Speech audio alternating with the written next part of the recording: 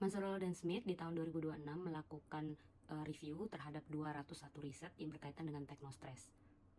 Mereka ingin melakukan pemetaan terkait topik-topik apa saja sih yang menjadi perhatian di teknostress dan apa saja insight yang menarik berkaitan dengan riset-riset tersebut.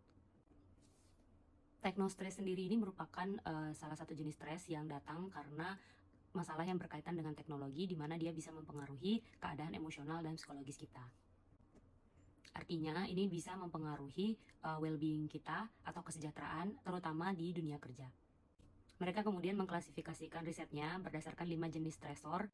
Yang pertama ada yang disebut dengan overload, di mana kita dipaksa untuk menjadi lebih cepat, dan juga yang disebut dengan mengganggu waktu pribadi atau invasion. Lalu di mana teknologi itu sulit dipahami atau jadi namanya complexity, memicu ketakutan akan kehilangan pekerjaan yang bisa disebut dengan insecurity. Dan yang terakhir adalah keadaan yang terus berubah sehingga adanya ketidakpastian atau uncertainty. 3 hal yang menarik dari riset ini. Yang pertama, riset ini tuh jadi membuat teknostress ini sebagai sebuah masalah yang valid dan dihadapi oleh semua orang. Nah, di sini juga dia bisa membantu untuk menyadarkan kita bahwa ini adalah sebuah pendekatan yang bisa dilakukan secara kolektif, baik dari perusahaan dan dari pembuat kebijakan, untuk membuat ini tuh jadi lebih mudah bagi semua pihak.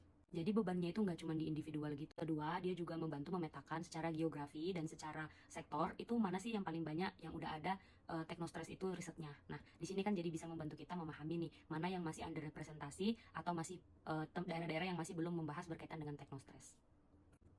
Yang ketiga, mereka juga memberikan solusi ataupun masukan kepada organisasi ataupun membuat kebijakan untuk membuat masalah ini tuh jadi lebih mudah.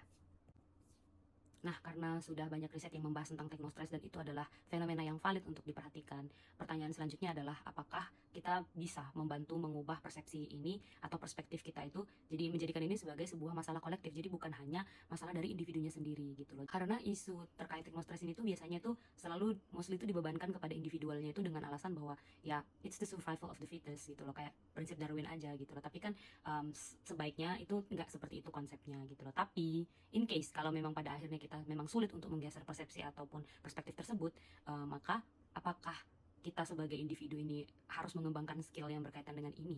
Bagaimana untuk mengelola stres berkaitan dengan teknostress? Pada akhirnya, coping mechanism dan strategi kita untuk mengelola stres dalam menghadapi yang berkaitan dengan teknologi ini adalah jadi salah satu keuntungan apabila kita bisa melakukannya dengan baik. Overall, aku senang banget sama researchnya karena bikin masalah teknostress ini tuh jadi lebih valid dan jadi lebih ngerti bagaimana sih sebaiknya dari berbagai pihak itu untuk melakukan hal yang terbaik supaya meminimalisir dampak dari teknostress ini.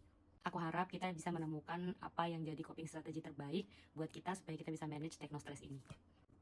Itu dulu dari Majur Bayu. Baca jurnal baru yuk.